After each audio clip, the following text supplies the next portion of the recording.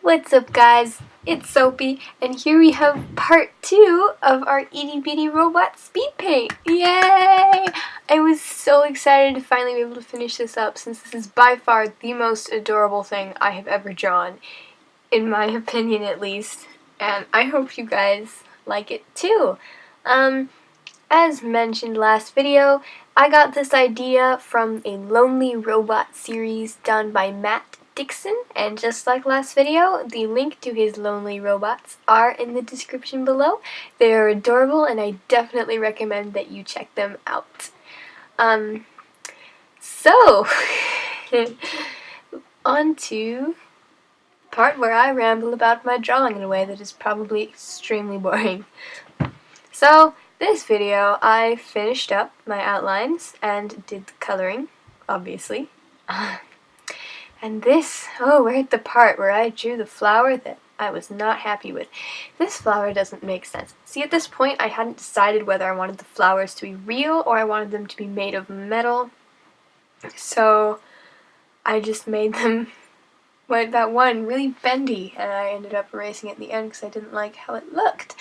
Also, I had a lot of difficulty deciding where the flowers would go, like in front or behind the robot's face, but I finally went with behind because I wanted the robot to be the central factor of the focal point, if you will, not the flowers. As of right now, I still don't have a name for the robot because I don't have any comments on the little itty bitty video, so for now, our little robot will be nameless. Once again, if you have a name that you would like for our little robot to have, please write it down in the comments below, and I will consider that name for our itty bitty robot. I have plans to make more of these little robots, like a whole little series of expressions and ideas for my robot, since it's adorable. I doubt that I'll be able to do this again, but you know what? I can try. My artist block is almost gone now, so that's good. I had a lot of trouble with the wing section embellishment thing. That was quite a nightmare to try to draw. Mostly because I'm still not super great on pen control. And yeah, now we are on to coloring our itty bitty little robot. I wanted to make the main color like a gold / brass / bronze color. I'm honestly not entirely sure what metal this is, but you know what? I thought it was adorable and steampunky and cute. And yeah, shading was difficult because I don't do metal very often. I mean, I've had to paint it once or twice for art class, but as a whole, I'm really not that good at it if I'm not doing it observationally. Basically, I just wanted it to look musty and old and still shiny. I thought the little white highlights helped. I don't know. This is all new territory for me. This is a bit of a challenge. Have I ever done something steampunk on this channel before? I don't think I have. Well, here you go, guys. Here's my steampunk loving side. The eyes. I wanted these eyes to be as sad as possible, but also not be entirely just black and white, so I added a little blue glow around the eyes just for a little pop of color, because I thought it needed it. I don't know. It was probably unnecessarily. It's kind of unnecessary, and you can barely tell it's there in the first place. Now I'm using my favorite little blobby tool to make some ink / grease / oil smudges. And now we're on to the what is supposed to be steel plating over the little patches where the robot got either dented or broken or something. Steel is supposed to be silver, but again, I decided that's too boring for it to be black and white, so I gave it a slightly yellowish tint for an older, more rustic look. Yeah, there we go. This was also challenging because the watercolor tool is not an easy tool to work with. The shoes. Oh, those are cute. The highlights are kind of annoying to place because it's difficult to decide where they go. And on to our little embellishment again. This whole embellishment was difficult, just from the outlining to the shading to the highlights to the placement to the design. It was all around difficult, but I think it turned out alright. The highlight was definitely difficult to place though. That was a challenge. Now we're on to the copper sections. I wanted 3 different types of metals just because I thought it gave it a little bit more of an interesting look. Copper was definitely the hardest metal because I don't know how to make copper color. Hopefully this is copper color. I don't really know. I don't know. I thought it was close. The wings are definitely turned out a lot better than I expected them to. Because, again, I'm kind of new to this whole thing. Metal isn't exactly my strong suit. Oh, and now we are back to adding more oil smudges and shading because... Oh! I completely forgot about this part. Way back in the beginning, I added a tiny little nut / bolt. I'm not entirely sure what that is. I'm not big on construction. Onto his shoe, and I completely forgot it was there. So, I added my little nut / bolt thing in copper contrast with the bottom of the shoe. I really do love my color contrasts. And there we go. Got a little nut and bolt, and onto the wire rim. That's not the wire rim. The thingy where the wires come from. And the wires probably didn't have red and blue wires or wires like that at all during the industrial times, but hey, it added some color. I love color. Color is great. Those were a little bit challenging to distinguish from one another. And I just realized that I completely forgot to add sparks. Oh well.